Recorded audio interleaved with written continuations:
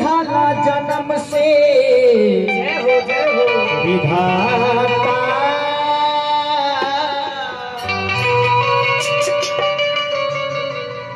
भाग्य लिख लगवाना कलम से।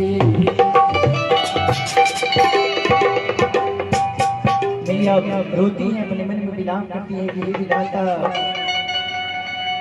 दुख ना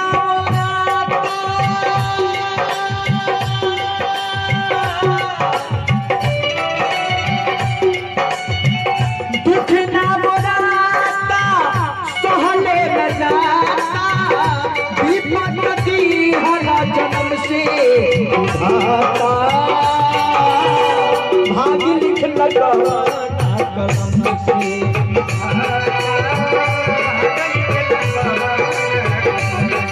विधाता भाग्य लिख लगवाना कलम से।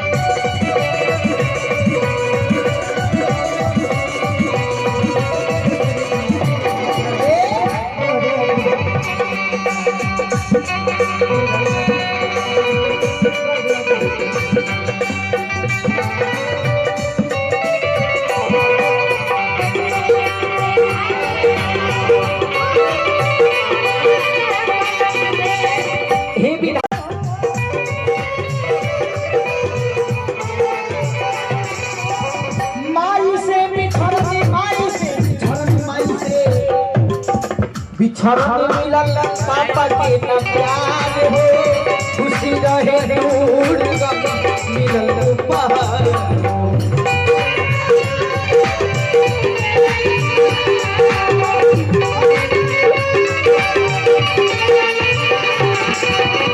जब दुख भुलाए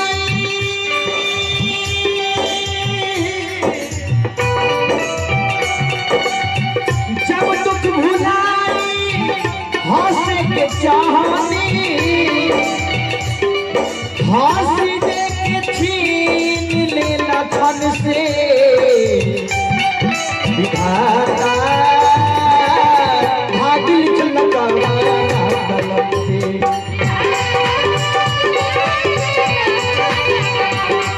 विधाता भाग्य लिख लगवाना कलम से।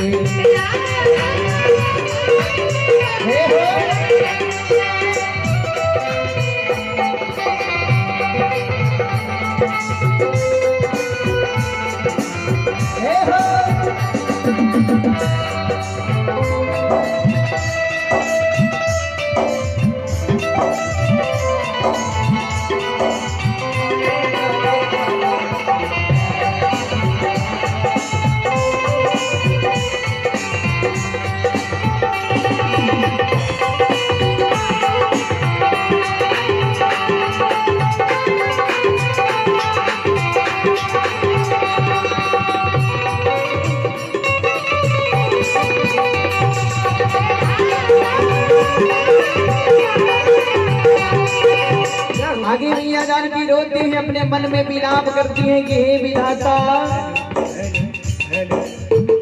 किस्मत में फूल हमारा काहे नाही खिलेला, हमके रुआ के भगवान के का मिलेला।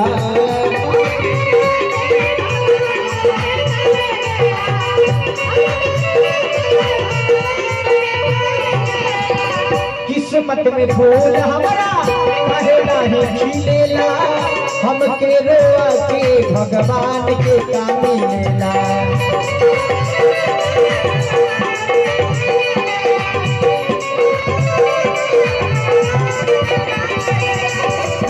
प्रभु से बिछड़ के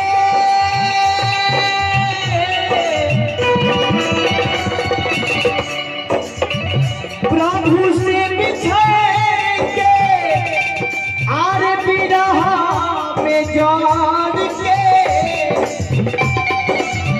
निकले ना परान मोरा तन से विधाता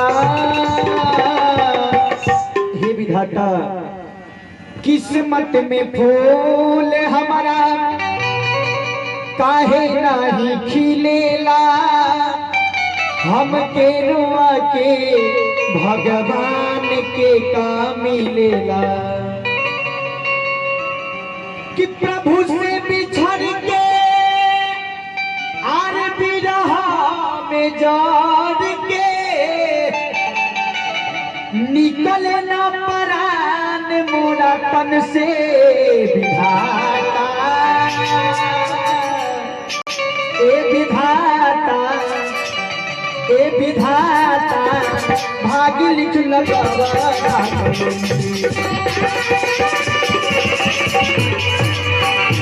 विधाता